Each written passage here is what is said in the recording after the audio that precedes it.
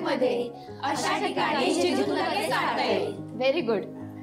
आता सांगा, पाठीवर थोपटणे म्हणजे गुड टच. आणि जर हात जास्त वेळ रेंगाळला तर बॅड टच. अगं शिवा ये ना, अगं ये. तर आपली ही मेन मेंटॉर जिच्यामुळे हे सगळं काही सुरू झालंय, ही आपली शिवा इथे आली आहे. तर आज आपला शेवटचा ट्रेनिंगचा दिवस आहे. मला वाटतं की शिवानी शेवटचा धडा तुम्हाला द्यावा. तुम्ही सगळ्याजणी जे काही करताय ना आता ते खूप भारी आहे. शेवटचा धडा वगैरे असं काही नाही, पण मला एक गोष्ट सांगा की तुम्हाला काय वाटतं सगळ्यात जास्त धाडसी कोण आहे? कोण? ज्याला भीती असून पण तो पुढे सरकतो ना, म्हणजे त्या भीतीवर त्याला मात करता येते, तो सगळ्यात जास्त धाडसी.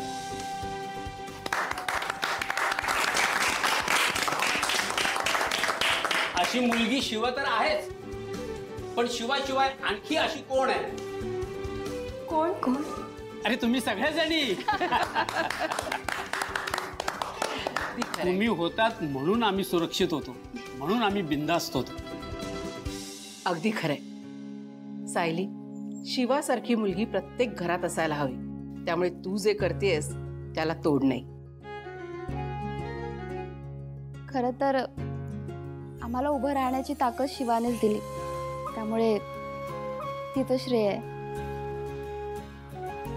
ते तर झालंच, पण तुम्ही सगळ्यांनी रात्री अपरात्री येऊन आम्हाला जी मदत केली आहे ती मी आयुष्यभर नाही विसरू शकत.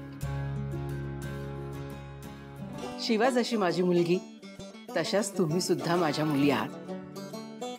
तुम्ही बळ आहात समाजाचं.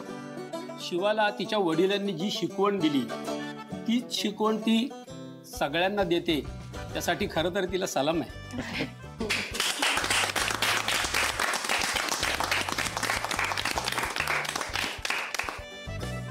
शिवा थँक्यू. तुझ्यामुळे आम्हाला हे सगळं शिकायला मिळालं. हो ना. तुला माहितीये, अगोदर मला माझी आई घराबाहेर पाठवायचीच नाही, पण जेव्हापासनं मी ट्रेनिंग सुरू केली आहे ना, तेव्हापासनं मी मुलगी असण्याची भीती तिला कधी वाटलीच नाही. उलट मुली कुठे कमी असतात असं तिला वाटतं. अरे वा. हो, आमच्या घरचे आता बिनधास्त असतात, कारण त्यांना माहितीये आमच्या पाठी आता शिवा आहे, जी आम्हाला काहीच होऊ देणार नाही. पण तुम्हा सगळ्यांना शिवाची गरजच नाहीये आता. कारण तुम्हीच सगळ्या शिवा आहात आता. बरोबर. पण रामभाऊ, सीताई, आशू, शिवानी तू मध्ये बोलू नकोस. दिव्या, तू हे असं का वागलीस, हे का केलंस हे आम्हाला माहिती नाही. इथून पुढे तुझं तोंड बघायची आमची इच्छा नाहीये. तू इथून निघून जा. मलाही नाहीये इच्छा, नाही राहायचंय मला इथे.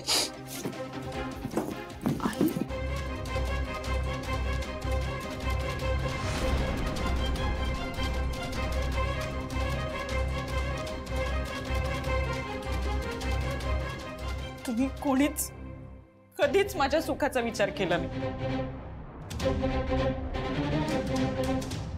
आणि यापुढे आयुष्यात मला तुमचं कोणाचं तोंडही बघायचं नाहीये कधीच. अगं दिव्या,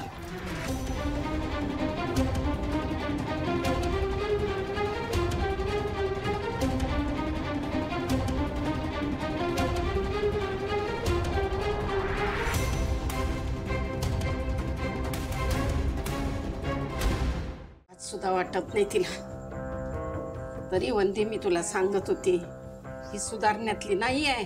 शेवटी जे तिला करायचं होतं ना तेच केलं तिनं. आजी. आजी,